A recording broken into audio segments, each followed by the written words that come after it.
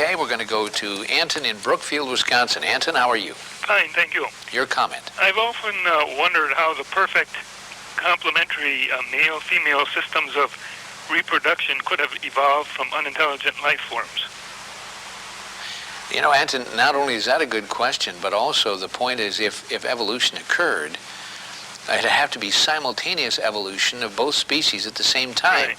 Because if it took 1 million years for the female to evolve, it would have kind of messed up the whole procreation thing, wouldn't it? Right.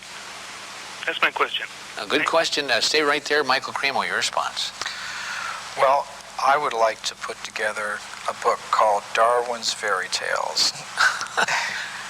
And I think that would be one of them. You can just look at so many examples of complex structures and behaviors in different creatures, whether it's how the spider learned to spin its web, or how our human reproduction system came about, or any of these things. They're a complete mystery. They're not explained even theoretically by the evolutionist.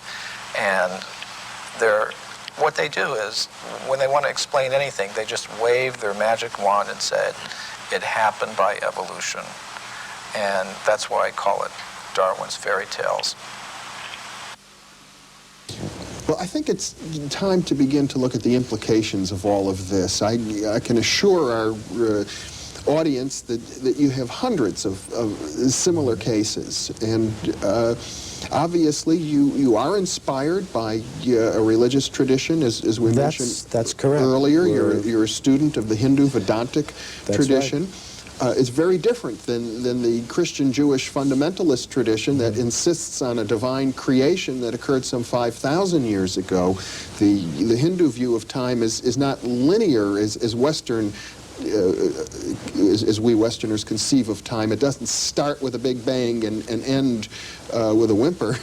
Right. It's cyclical, isn't it? Yes, the basic pattern is cyclical, and this is actually the subject of a presentation I shall be making in New Delhi to the World Archaeological Congress, called Puranic Time and the Archaeological Record. Mm-hmm. And the concept of time that you do find in the Puranas is, in fact, cyclical.